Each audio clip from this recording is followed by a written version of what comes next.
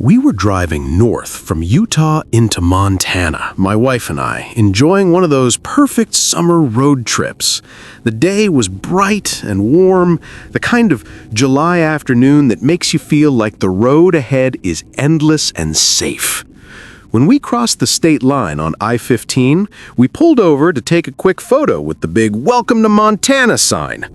The sky was a painter's canvas, deep blue above with a few thunderheads building far off in the distance. They looked dramatic, but harmless, the kind of clouds that just make your vacation pictures look more epic.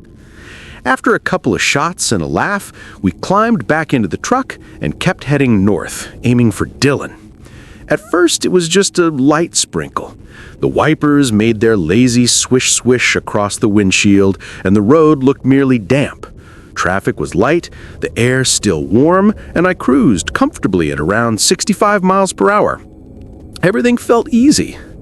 But as we crested a rise in the highway, everything changed in a heartbeat. First, I noticed several vehicles pulled off the side of the road ahead. Before I could really process that, the light drizzle turned into a pounding roar. The sound on the windshield sharpened, no longer soft raindrops, but the rapid-fire hammering of hailstones. My grip on the steering wheel tightened.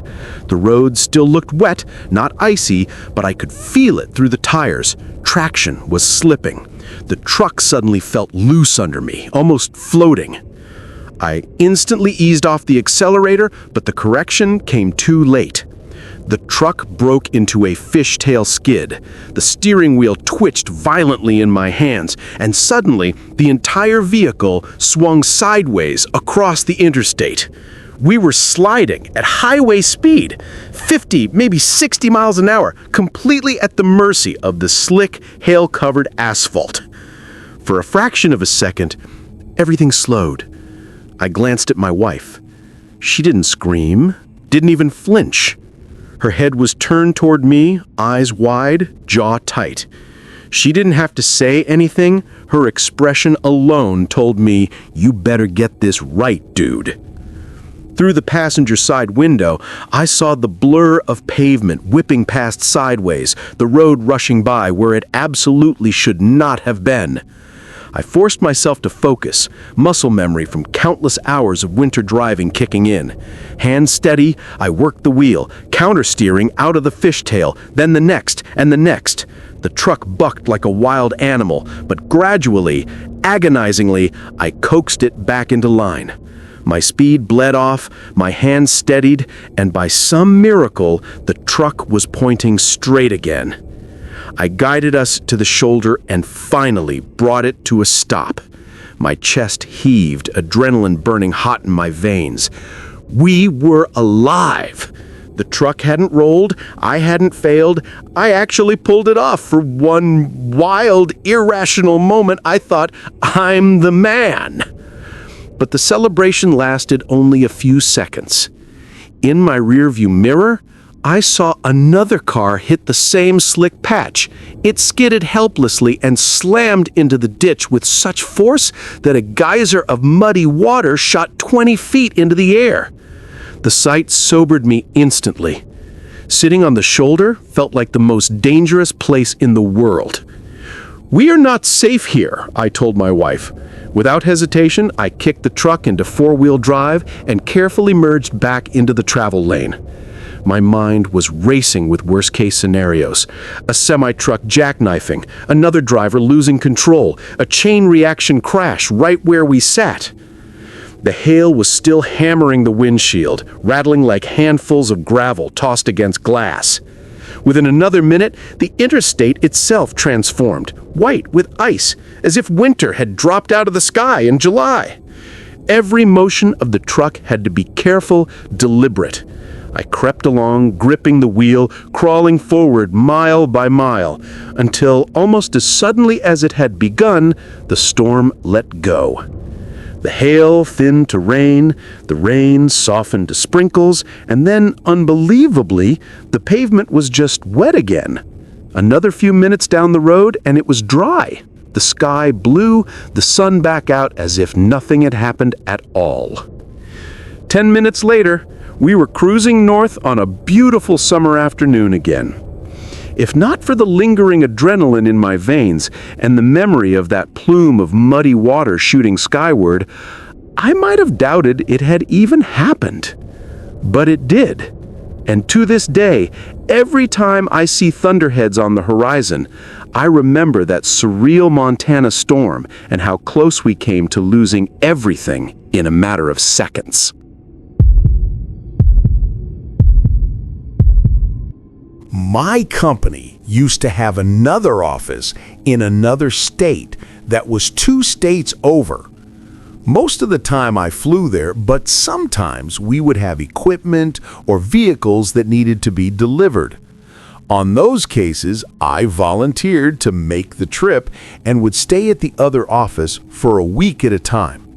Sometimes I would take a rest stop at a motel, and sometimes I would break up the drive by pulling over to a rest stop and sleeping in the back of the vehicle for a bit. One time, I was driving a big box truck, like a big truck you would rent at U-Haul.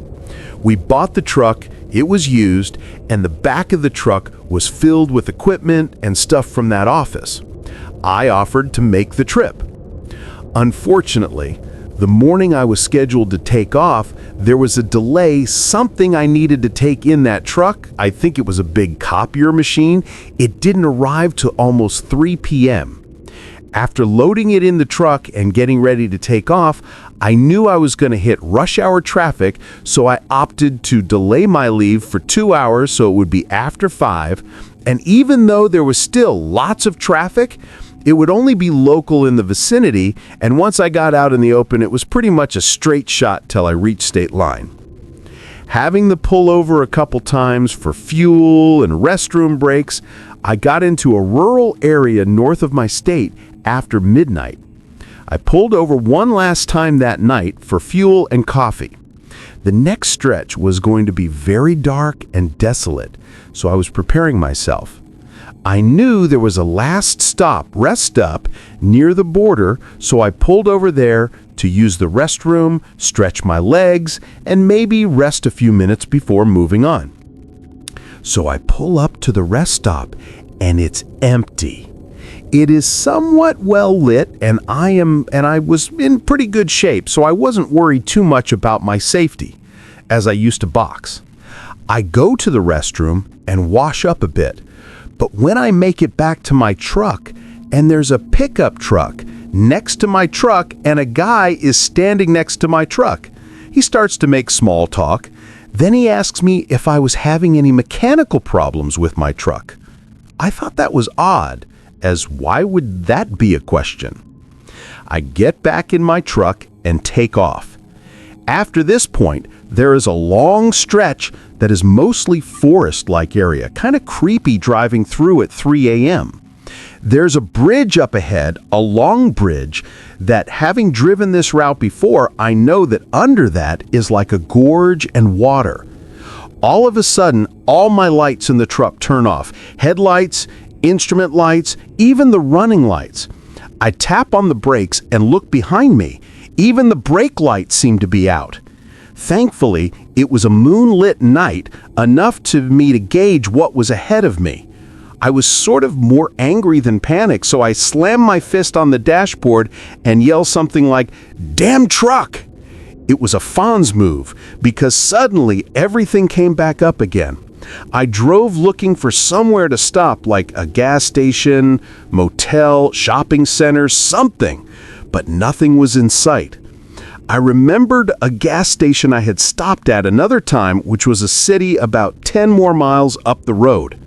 I make it to that gas station and notice that shortly after I pulled in, that same pickup truck with that guy pulled over. Now, he wasn't pulling up to the pumps, but I suddenly got this chill, like, did this MF do something to my truck? I started to put some fuel in the truck, thinking about my next move. Then just as I was about to get back in my truck and try to make it on, a cop car pulls into the station, and I wave at it and get out.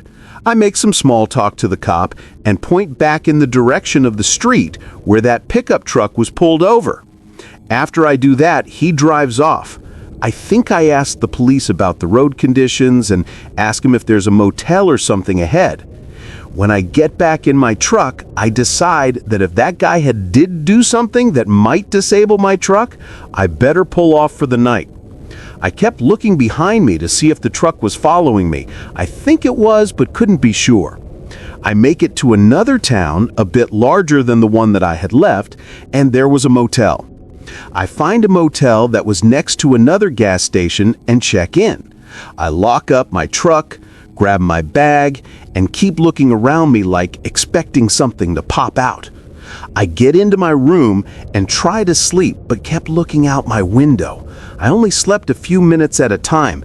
Then by full daybreak, I check out, eat breakfast, and head back on the road.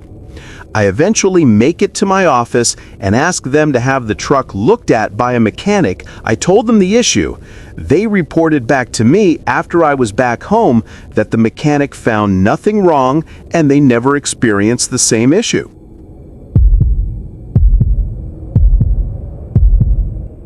Back in the late 80s, I was helping my parents move to a new house a few hours away. That day had been long, exhausting, and filled with trips back and forth, loading and unloading furniture and boxes.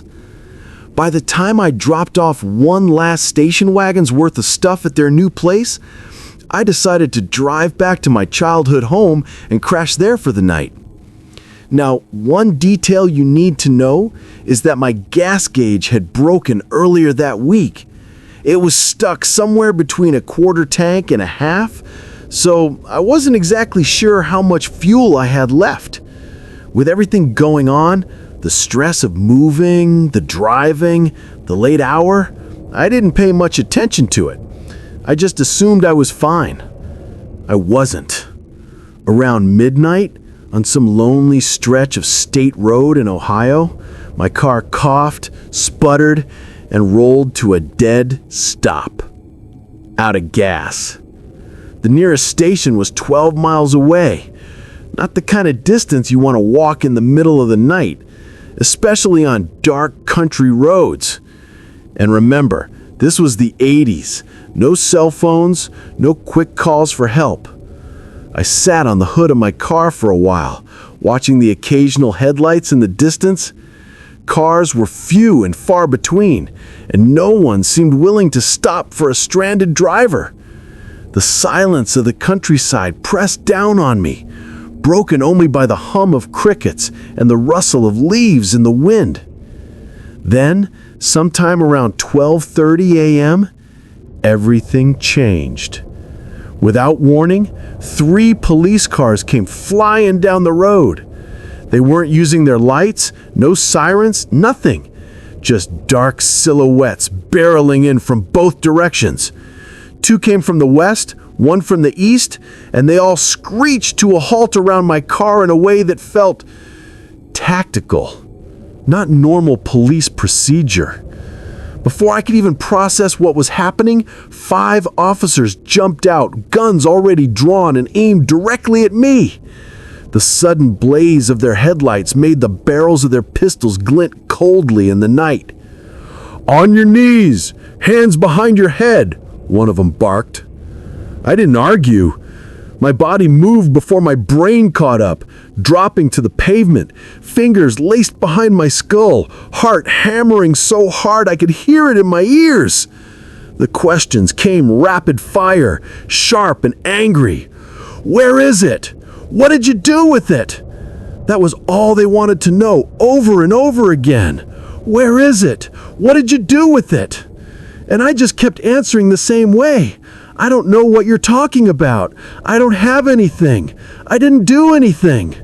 I tried to explain about the move, about my parents, about the gas gauge, but they weren't listening. They didn't care.